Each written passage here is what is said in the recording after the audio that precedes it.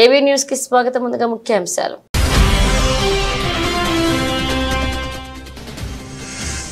America టూర్లో జెలెన్స్కీతో ప్రధాని మోదీ భేటీ. Ukraine సంక్షోభాన్ని పరిష్కరించేందుకు భారత్ సహాయం చేసేందుకు సిద్ధంగా ఉందన్న మోదీ.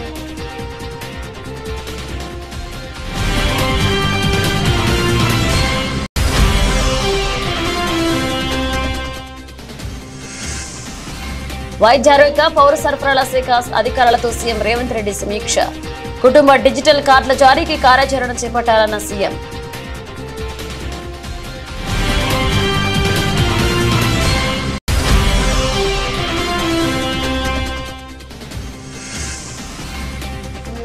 సినిమా ఇండస్ట్రీకి వార్నింగ్ ఇచ్చిన AP deputy CM Pawan Kalyan. ఇష్టం వచ్చినట్లు మాట్లాడితే ఊరుకోమని హెచ్చరిక.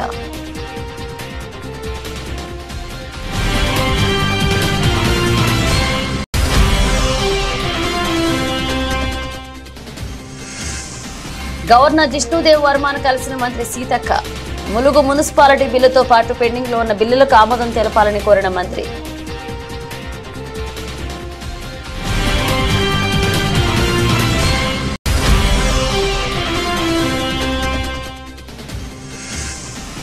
ప్రతిష్టాత్మక చెస్ ఒలింపియాడ్ లో భారత్ విజయం. ఓపెన్, మహిళల విభాగాల్లో స్వర్ణాలు కైవసం చేసుకున్న భారత్.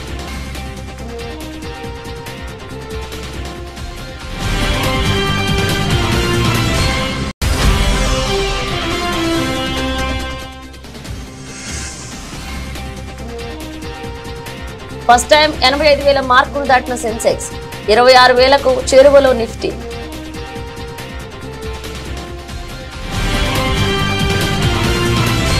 అమెరికా పర్యటనలో ఉన్న ప్రధాని నరేంద్ర మోదీ న్యూయార్క్ లోని ఉక్రెయిన్ అధ్యక్షుడు వోల్డోమిర్ జెలెన్స్కీని కలిశారు. ఆ ఇద్దరు ద్వైపాక్షిక చర్చల్లో పాల్గొన్నారు. నెలల రోజుల వ్యవధిలోనే ఆ ఇద్దరు రెండవసారి భేటీ అయ్యారు. ఆగస్టు 23వ తేదీన ఉక్రెయిన్ లో మోదీ పర్యటించిన విషయం తెలిసిందే.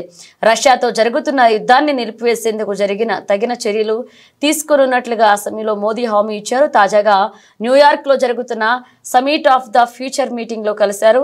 ఇటీవలే జరిగిన భేటీ గురించి ఇద్దరు మాట్లాడుకున్నారు. ద్వైపాక్షిక సంబంధాలపై సంతోషం వ్యక్తం చేసుకున్నారు. ఉక్రెయిన్ లో ప్రస్తుతం ఉన్న పరిస్థితుల గురించి కూడా చర్చించుకున్నారు. దౌత్యం చర్చల ద్వారా శాంతియుత పరిష్కారాన్ని ఆశిస్తున్నట్లుగా మరొకసారి ఉక్రెయిన్ వివాదంపై ప్రధాని మోదీ తెలిపారు. సంక్షోభాన్ని పరిష్కరించేందుకు భారత్ సహాయం చేసేందుకు సిద్ధంగా ఉన్నట్లుగా మోదీ చెప్పారు. గడిచిన 3 నెలల్లో మోదీ జెలెన్స్కీ కలుసుకోవడం ఇది 3వసారి.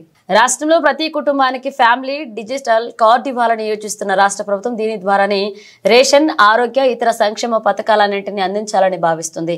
ఈ అంశంపై ముఖ్యమంత్రి రేవంత్ రెడ్డి తన నివాసంలో వైద్య ఆరోగ్య పౌర సరఫరాల శాఖ అధికారులతో సమీక్ష నిర్వహించారు. కుటుంబాల సమగ్ర వివరాల నమోదుతో ఇప్పటికే రాజస్థాన్, హర్యానా, కర్ణాటక రాష్ట్రాలు డిజిటల్ కార్డులు ఇచ్చినందున వాటిపై అధ్యయనం చేయాలని అధికారులను ఆదేశించారు. వాటితో కలుగుతున్న ప్రయోజనాలు, ఇబ్బందులను తెలుసుకుని సమగ్ర నివేదిక రూపొందించాలన్నారు. అనంతరం రాష్ట్రంలోని ప్రతి శాసనసభ నియోజకవర్గ పరిధిలో ఒక పట్టణ, ఒక గ్రామీణ ప్రాంతాన్ని ఎంపిక చేసుకుని పైలట్ ప్రాజెక్టు కింద ఈ ఫ్యామిలీ డిజిటల్ కార్డుల కార్యాచరణ ప్రారంభించాలన్నారు. అర్హులందరికీ సంక్షేమ పథకాలు అందేలాగా ఫ్యామిలీ డిజిటల్ కార్డులు ఉండాలని, ఈ కార్డులతో లబ్ధిదారులు రాష్ట్రంలో ఎక్కడైనా రేషన్, ఆరోగ్య సేవలు పొందేలాగా ఉండాలని అన్నారు. ఈ డిజిటల్ కార్డులో ప్రతి కుటుంబ సభ్యుడికి హెల్త్ ప్రొఫైల్ ఉండాలని, అది దీర్ఘకాలంలో వైద్య సేవలకు ఉపయోగపడుతుందని అభిప్రాయపడ్డారు. సినిమా ఇండస్ట్రీకి AP deputy CM Pawan Kalyan warning ఇచ్చారు. అయ్యప్ప స్వామి పైన దీక్ష చేస్తే ఇష్టం వచ్చినట్లు మాట్లాడుతున్నారని ఆగ్రహాన్ని వ్యక్తం చేశారు. అదే మీరు ఇస్లాం మీద గొంతు ఎత్తగలరా అని ప్రశ్నించారు. ఇస్లాం మతంపై మాట్లాడితే వాళ్ల రోడ్ల మీద తీసుకువచ్చి కొడతారనే భయం ఉంటుందని, కానీ హిందూ దేవుళ్లపై మాట్లాడితే ఎవరు ఏమి అన్నారనే ధీమాతో ఉన్నారని, ఇకపై ఇష్టం వచ్చినట్లు మాట్లాడితే ఊరుకోమని పవన్ కళ్యాణ్ హెచ్చరించారు. అయ్యప్ప స్వామి దీక్ష చేసే వాళ్ళ మీద ఎంత ఇష్టారాజ్యంగా మాట్లాడతారు. ఇదే మీరు ఎవరన్నా సరే ఇస్లాం మీద మీరు గొంతు ఎత్తగలరా? ఎందుకంటే రోడ్ల మీదకి వచ్చి కొడతారని మీకు భయం, అందుకు మీరు మాట్లాడరు. హిందువులు అంటే మెత్తని మనుషులు కదా, తోటి హిందువు కదా, మీరు ఏదైనా మాట్లాడచ్చు. మీకు నమ్మకాలు లేకపోతే మీరు ఇంట్లో కూర్చోండమ్మా. మీకు నమ్మకాలు లేకపోతే ఇంట్లోంచి బయటికి రాకండి, మమ్మల్ని ఏం అనకండి. మేము ఎలా పూజా విధానం ఎలా చేస్తాం, అలాగే ముఖ్యంగా ఫిల్మ్ ఇండస్ట్రీ కూడా నేను తెలియజేస్తా ఉన్నా. దీని మీద మీరు మాట్లాడితే మద్దతుగా మాట్లాడండి, లేదంటే మౌనంగా కూర్చోండి. అంతేగాని మీ మాధ్యమాల ద్వారా అపహాస్యం చేస్తే మటుకు ప్రజలు మిమ్మల్ని ఎవరు క్షమించరు. ఎందుకంటే చాలా డీప్ పెయిన్ ఇది. మీరు లడ్డు మీద జోక్లు వేస్తున్నారు. నేను ఒక సినిమా ఫంక్షన్లో కూడా చూశాను. Laddu is a sensitive issue అని. Don't you ever say that. Don't. Don't you ever dare to say that, please. Governor Jishnu Dev వర్మను మంత్రి సీతక్క కలిశారు. అనంతరం మంత్రి సీతక్క రాజ్భవన్ మీడియా పాయింట్ వద్ద మాట్లాడుతూ ములుగు మున్సిపాలిటీ బిల్లుతో పాటు పెండింగ్ లో ఉన్న ఇతర బిల్లులకు ఆమోదం తెలపాలని కోరినట్లుగా తెలిపారు. ఆదిలాబాద్ అంశాన్ని గవర్నర్ దృష్టికి తీసుకువెళ్లిన విషయాన్ని తెలియజేశామన్నారు. ఆదిలాబాద్, నాగర్ కర్నూలు, చెంచు ప్రాంతాల్లో పర్యటించాలని విన్నవించామన్నారు.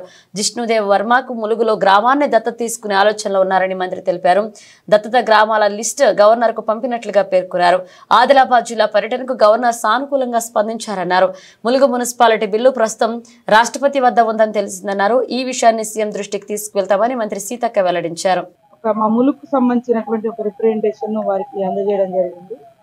అది ఆనాడు 2022లో 2022లో నాటి గవర్నమెంట్, బీఆర్ఎస్ గవర్నమెంట్లో ఆ ములుగును మున్సిపాలిటీగా చేస్తూ ఒక బిల్ పెట్టడం జరిగింది.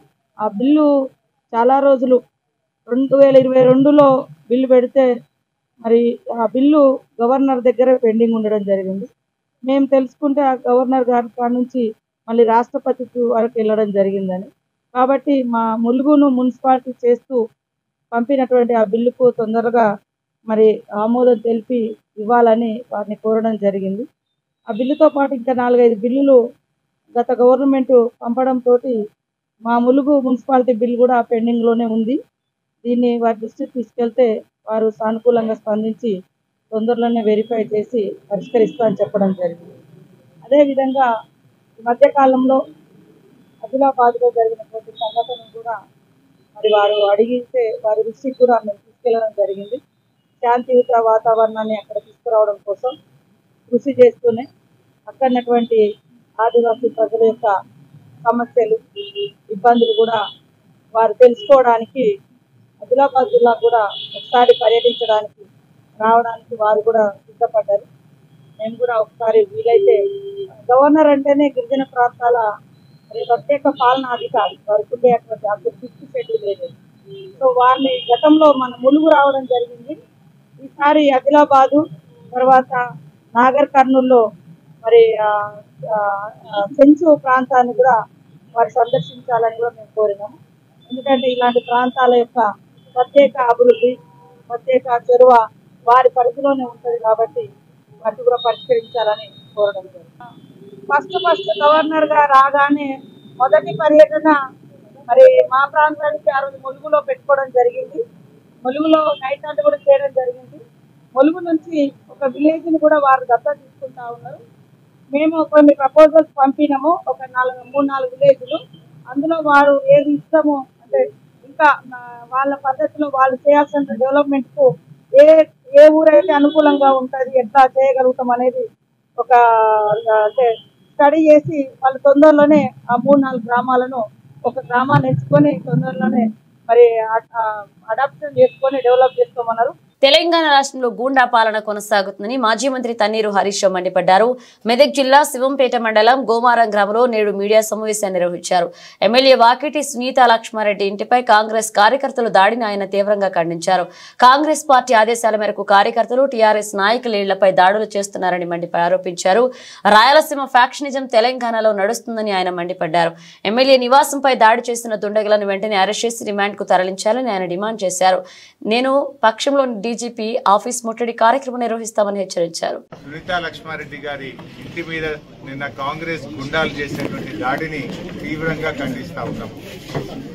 ఈ రాష్ట్రంలో ప్రజా పాలన కాదు, ఈరోజు గుండా రాజ్యం నడుస్తా ఉంది. ప్రజల యొక్క హక్కులు పూర్తిగా కాలరాయబడ్డాయి.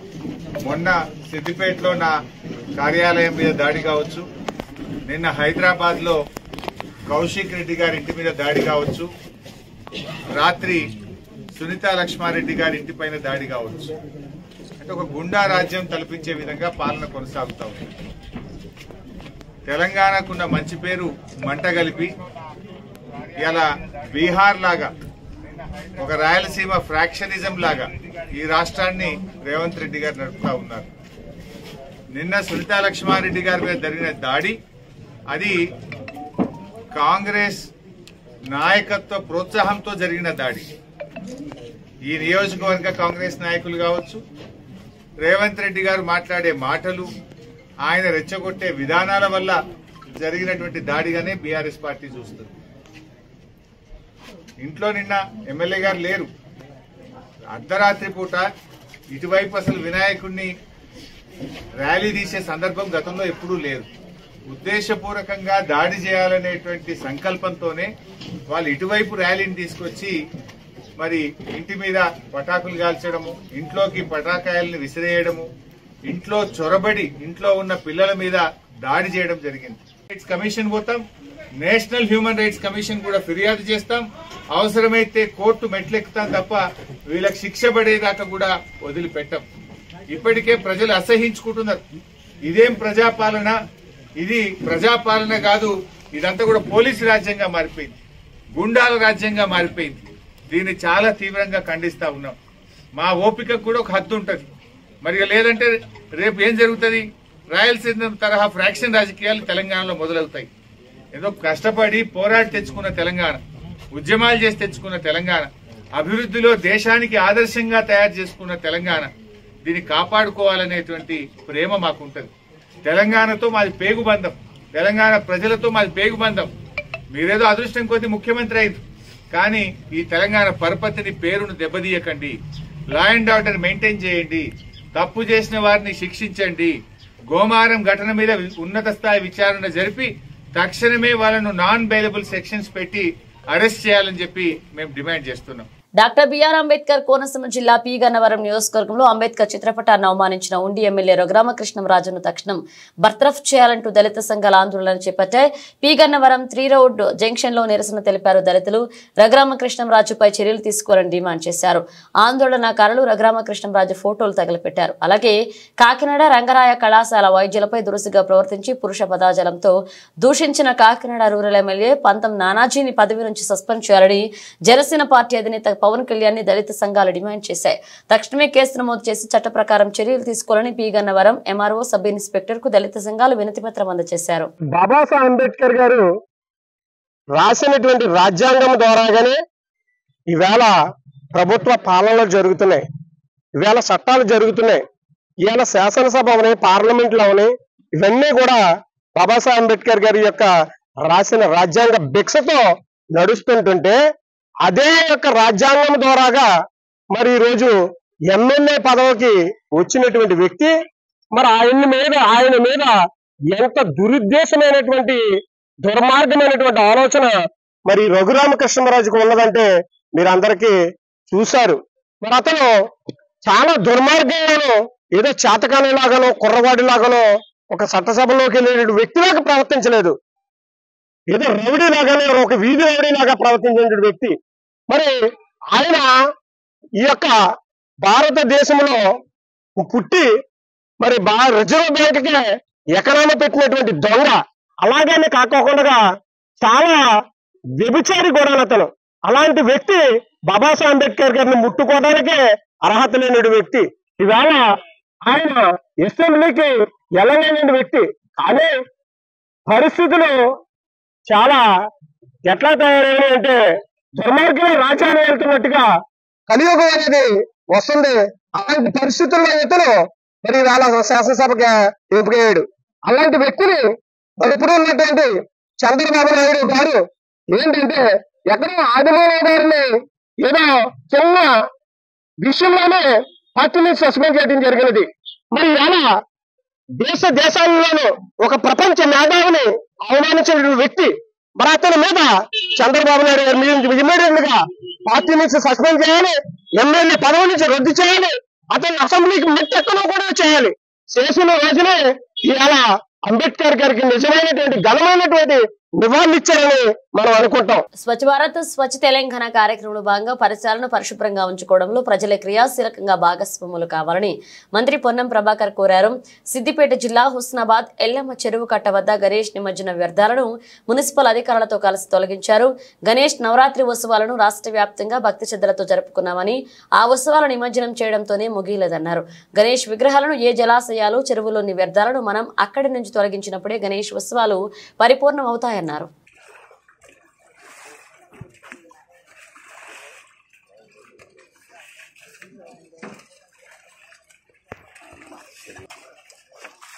స్వచ్ఛ హుస్నాబాద్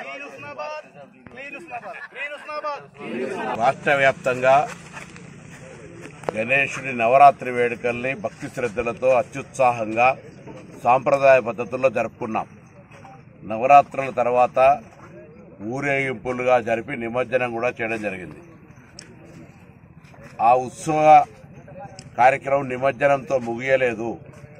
నిమజ్జనం తదుపరి కూడా వాటికి సంబంధించి మనం ఏ చెరువులనైతే ఏ జలాశయంలో అయితే తీసినామో అక్కడి నుంచి ఆ వ్యర్థాలను తొలగించినప్పుడే మన యొక్క గణేష్ నవరాత్రి ఉత్సవాల పరిపూర్ణత వస్తుంది. కాబట్టి తెలంగాణ వ్యాప్తంగా కూడా దయచేసి గణేష్ మండప నిర్వాహకులు ఎవరెవరైతే గణేష్ మండపాల నిర్వహణలో క్రియాశీలకంగా భాగస్వాములైనరో వాళ్ళే ఈరోజు మీ ప్రాంతంలో స్వచ్ఛ భారత్లో భాగంగా, స్వచ్ఛ తెలంగాణలో భాగంగా మీ వాడ మీ ఊరు బాగుండే విధంగా మీరే స్వయంగా పూనుకొని ఎక్కడైతే ఈ జలాశయాల లోపల గణేష్ నిమజ్జనాలు అయినాయో వాటి వ్యర్థాలను తొలగించే అంశం కావచ్చు, లేదా మీ ప్రాంతాల్లో మీ చుట్టుపక్కల పరిసరాల్లో ఈ సీజనల్ వ్యాధులు రాకుండా ఉండే విధంగా అవసరమైనటువంటి పరిశుభ్రమైన కార్యక్రమాలు శుభ్రంగా ఉంచుకోవడానికి సామాజికంగా గాంధీజీ ఇచ్చినటువంటి సూత్రానికి అనుగుణంగా మన పరిసరాలు మనమే పరిశుభ్రంగా ఉంచుకుందామనే విధంగా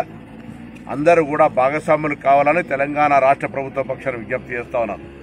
హుస్నాబాద్కు సంబంధించిన మున్సిపల్ పాలకవర్గం ఇందులో క్రియాశీలకంగా వ్యవహారం చేస్తూ ఉన్నారు.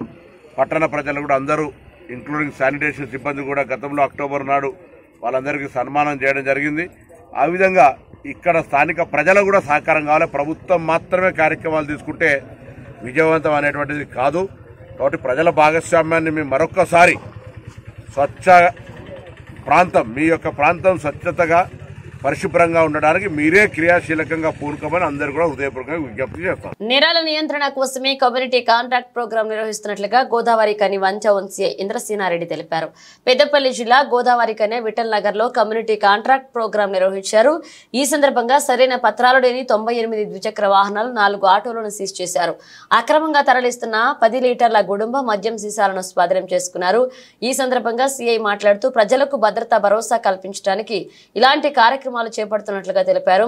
ఎవరైనా కొత్త వ్యక్తులు అనుమానాస్పదంగా కనిపిస్తే పోలీసులకు సమాచారం అందించాలన్నారు.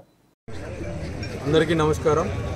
ఈరోజు మన గోదావరి కని 1 టౌన్ పరిధిలోని విఠల్ నగర్ ఏరియాలో కమ్యూనిటీ కాంట్రాక్ట్ ప్రోగ్రాం నిర్వహించడం జరిగింది. ఇక్కడ ఎక్కువ మంది సింగరేణి ఎంప్లాయీస్, అదేవిధంగా సింగరేణిలో లేబర్ పని చేసుకునే వాళ్ళు వివిధ జిల్లాల నుంచి వివిధ రాష్ట్రాల నుంచి వచ్చి ఇక్కడ ఉంటారు కాబట్టి వారి యొక్క ఎవరున్నారు ఇక్కడ ఏంది అని చెక్ చేయడం జరిగింది. ఈ ఏరియాలో చాలా వరకు మనకు వెహికల్స్ కానీ అదేవిధంగా లిక్కరు ఐబీ లిక్కర్ కూడా దొరకడం జరిగింది. 10 లీటర్ల కుటుంబ కూడా మనం ఇక్కడ పట్టుకోవడం జరిగింది. కాబట్టి ఈ ఏరియాలో ఉన్న ప్రజలకు ముఖ్యంగా తెలియజేసేది, ఎవరైతే మీరు మీ ఇండ్లను రెంట్కి ఇస్తూ ఉన్నారో ఖచ్చితంగా ఆ రెంట్కి తీసుకునే పర్సన్స్ ఎవరనేది మనం చెక్ చేసుకోవాలి. వాళ్ళ యొక్క ఐడి ప్రూఫ్స్ కూడా ఖచ్చితంగా కలెక్ట్ చేసుకోవాలి. అదేవిధంగా ఈ సైబర్ నేరాలపైన, సోషల్ మీడియాలో వచ్చే సమస్యల పైన, సైబర్ నేరాలకు సంబంధించి ఏ విధంగా ఫ్రాడ్స్ జరుగుతున్నాయి అని పబ్లిక్ తెలియజేయడం జరిగింది. అదేవిధంగా సీసీ కెమెరాలకు సంబంధించి కూడా చాలామంది రిక్వెస్ట్ చేశారు ఇక్కడ సీసీ కెమెరాలు ఏర్పాటు చేయాలని. ఇక్కడ ఉన్న దాతలను మేము మాట్లాడి పోలీస్ పరంగా వాళ్ళతో మాట్లాడి సీసీ కెమెరాలు పెట్టించే ప్రయత్నం ఇక్కడ చేస్తామని చెప్పడం జరిగింది. అదేవిధంగా వెహికల్కి సంబంధించి రోడ్ యాక్సిడెంట్లకు సంబంధించి కూడా డిస్కస్ చేయడం జరిగింది. వాళ్ళందరికీ కూడా ప్రమాదాలు ఏ విధంగా జరుగుతున్నాయి, వాటిని ఎట్లా మనం అధిగమించవచ్చు అనేది. పాలకుర్తి నియోజకవర్గంలోని కాంగ్రెస్ నాయకులపై గానీ తమకు సంబంధం లేని విషయాలపై రాజకీయాలు చేస్తే ఊరుకోమని ఎమ్మెల్యే ఎస్ఎస్పీ రెడ్డి అన్నారు. జనగామ జిల్లా దేవరొప్పల మండల కేంద్రంలోని కాంగ్రెస్ పార్టీ కార్యాలయంలో మీడియా సమావేశాన్ని నిర్వహించారు. ఈ సమావేశంలో Palakurthi MLA SSP Reddy, incharge Jhansi రెడ్డిలు పాల్గొన్నారు. అనంతరం మాట్లాడుతూ బెదిరించి అక్రమంగా డబ్బులు వసూలు చేస్తున్న వారిపై పార్టీ వదిలిపెట్టదన్నారు. గత ప్రభుత్వ హయాంలో అక్రమంగా కేసులు పెట్టారని మండిపడ్డారు. అసలు ఎవరి మీద కేసులే పెట్టలేదంట. ఇది ఎంత మటుకు నిజము? ఏం మాట్లాడుతున్నారు కేసులు పెట్టలేదని? ప్రచారానికి ఎలక్షన్స్ ముందు ప్రచారానికి పోయినప్పుడు ప్రతి ఊర్లో బిడ్డ మా పిల్లల మీద కేసులు పెట్టిన పుణ్యానికి ఏ తప్పు చేయలే కానీ కేసు పెట్టిండ్రు అని ఏడ్చిన వాళ్ళు పెద్ద మనుషులు చాలా మంది ఉన్నారు. రౌడీ షీట్లు ఓపెన్ చేసిండ్రు, అటెంప్ట్ మర్డర్లు పెట్టిండ్రు. ఇంకా సర్పంచ్లు, కాంగ్రెస్ సర్పంచ్లు ఎక్కడైనా ఉంటే సస్పెండ్ చేయడం కాదు, ఏకంగా వాళ్ళని తీసేసిండ్రు. అయితే అది మళ్ళీ వెళ్ళి మా వాళ్ళు ఏదో చేసుకొని ఇచ్చేసిండ్రు. కానీ ఇంకా ఇట్లా చెప్పుకుంటా పోతే వీళ్ళకి చాలా ఉన్నాయి. మళ్ళా మాటలు ఏం చెప్తుండ్రు వీళ్ళు, మేము ఒక్క కేసు పెట్టలేదు, ఏం చేయలేదని. మేము ఎప్పుడు ఎవరు మా దగ్గరకు వచ్చినా ఒక్కటే మాట చెప్తాము అధికారులకి, ఏది న్యాయంగా ఉంటే అది చెయ్యండి అని చెప్తాము. వీళ్ళ లెక్క కేసులు పెట్టి రౌడీ షీట్లు ఓపెన్ చేసే గుణం మాది కాదు.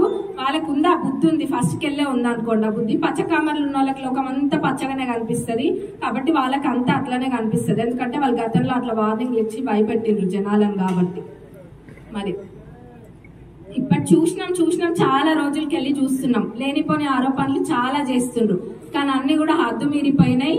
మొన్న చెప్తుండ్రు ఈ రోజే లాస్ట్, మంచిగా నిద్రపోండి అని చెప్పిండ్రు. ఈ రోజు నిద్రపోతాం, రేపు నిద్రపోతాం, మీకు నిద్ర లేకుండా తప్పకుండా చేస్తాం. మంచిగా మా పనేదో మేము చూసుకుంటున్నాం ఎట్లా పనులు చేయాలని. కానీ ఎటువంటి తప్పు లేకుండా ఆరోపణలు చేసిండ్రు కదా. ఇప్పుడు ఎవరెవరు ఎక్కడెక్కడ ఏమేమి చేసిండ్రో అన్ని వెళ్తాయి, బయటకు వెళ్తాయి. మీలాగా ఆధారాలు లేకుండా ఆరోపణలు చేసే గుణం మాది కాదు. తప్పకుండా ఆధారాలతోటే మేము ముందుకెళ్తాం. అది మా పార్టీ వాళ్ళైనా ఎవరైనా కానీ అది మీరు కూడా చూడొచ్చు. హైదరాబాద్ లో మంగళవారం ఉదయం ఐటీ దాడులు కలకలం రేపాయి. తెల్లవారుజాము నుంచి ఐటీ అధికారులు సిటీలో మొత్తం 10 చోట్ల సోదాలు చేపట్టారు. ఓ news channel MD finance company యాజమాని నివాసంలో అధికారులు తనిఖీలు చేస్తున్నారు. కుకట్పల్లి రెయిన్బో విస్టాల్ అద్దెకుంటున్న బొల్ల రామకృష్ణ నివాసంలో రైడ్ జరుగుతుంది.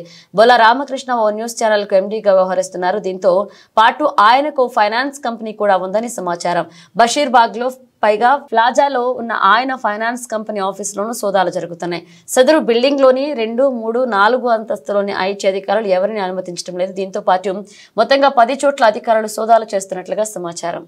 విజయవాడ కుమ్మరిపాలెం సెంటర్లో ఉద్రిక్తత నెలకొంది. తమపై పోలీసులు లాఠీ చార్జ్ చేయడాన్ని నిరసిస్తూ వరద బాధితులు రోడ్డుపై బైఠాయించి ఆందోళన చేపట్టారు.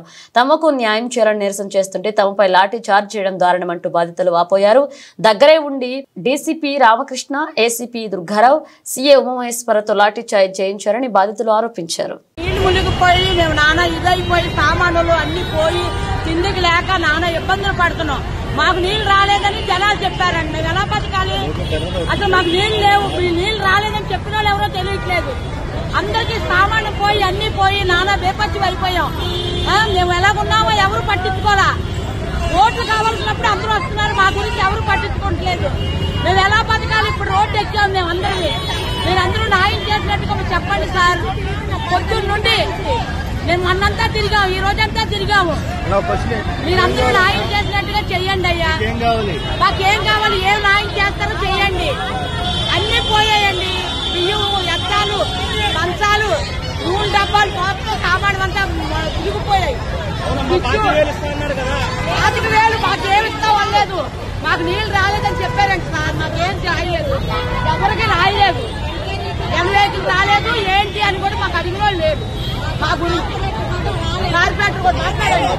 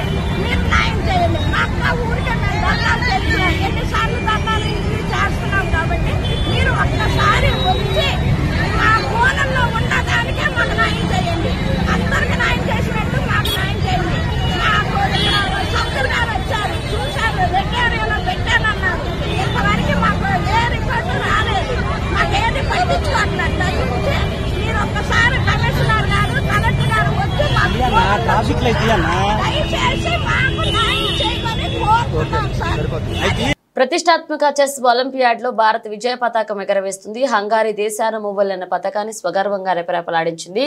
ఇన్నాళ్లు అందరినీ ద్రాక్షగా ఊరిస్తూ వచ్చిన ఒలింపియాడ్ లో పసిడి పతక ధమాకాతో కొత్త చరిత్ర లిఖించింది. ఓపెన్ మహిళల విభాగాల్లో స్వర్ణాలు కైవసం చేసుకుని భారత్ సత్తా చాటింది. ఈ చారిత్రాత్మక విజయంతో మన తెలంగాణకు చెందిన ఇరిగేసి అర్జున్ అద్భుత ప్రదర్శనతో అదరకొట్టారు. దేశానికి పసిడి పతకం అందించడం ఏకైక లక్ష్యంగా పెట్టుకున్న ఈ ఓరుగల్లు ముద్దుబిడ్డ అనుకున్నది సాధించాడు. వరుస విజయాలతో ప్రత్యర్థుల పాలిట సింహస్వప్నంలా నిలుస్తూ చిరకాల కలను సాకారం చేయడంలో కీలకమయ్యాడు. రౌండ్ కు గెలుపు వాడిని పెంచుకుంటూ పోయిన అర్జున్ వ్యక్తిగత స్వర్ణం సహా టీమ్ ఈవెంట్లో పసిడి కొల్లగొట్టి ఔరా అనిపించాడు.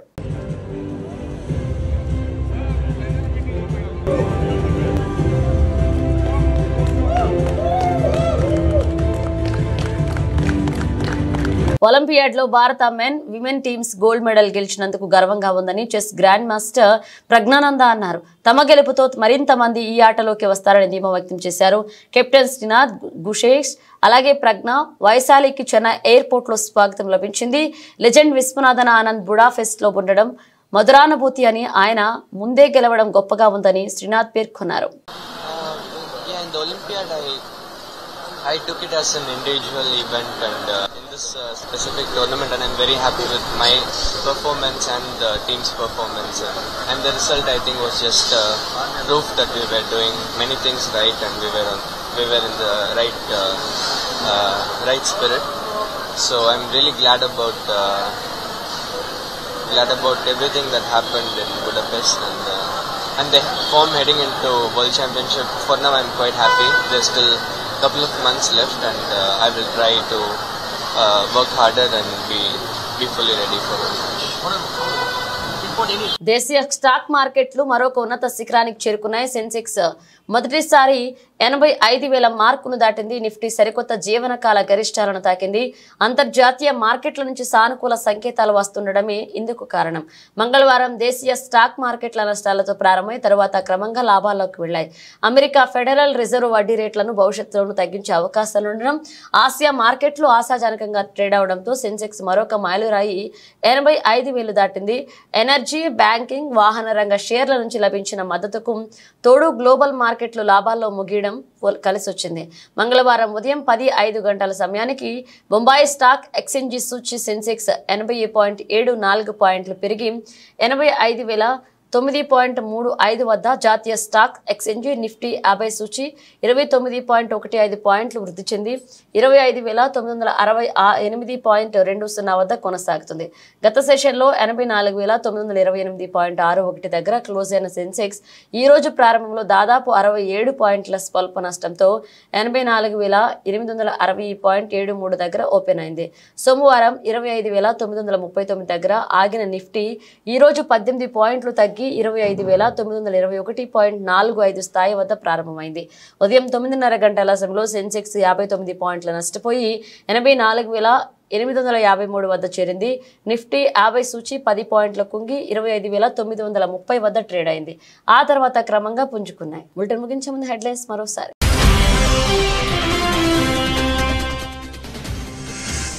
అమెరికా టూర్లో జెలెన్స్కీతో ప్రధాని మోదీ భేటీ. ఉక్రెయిన్ సంక్షోభాన్ని పరిష్కరించేందుకు భారత్ సహాయం చేసేందుకు సిద్ధంగా ఉందన్న మోదీ.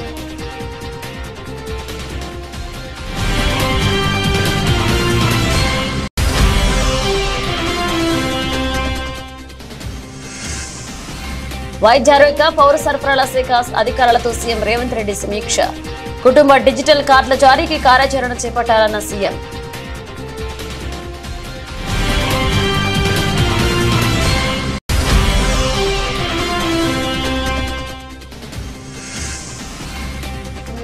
సినిమా ఇండస్ట్రీకి వార్నింగ్ ఇచ్చిన AP deputy CM Pawan Kalyan. ఇష్టం వచ్చినట్లు మాట్లాడితే ఊరుకోమని హెచ్చరిక.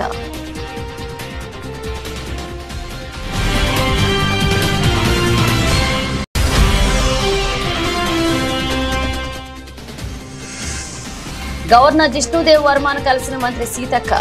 ములుగు మున్సిపాలిటీ బిల్లుతో పాటు పెండింగ్ లో ఉన్న బిల్లులకు ఆమోదం తెలపాలని కోరిన మంత్రి.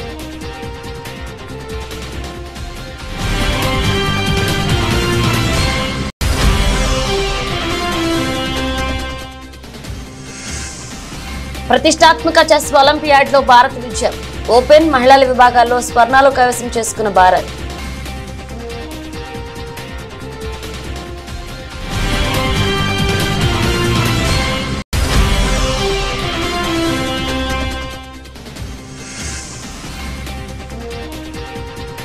ఫస్ట్ టైం 85,000 మార్కును దాటిన సెన్సెక్స్ 26,000కు చేరువలో నిఫ్టీ.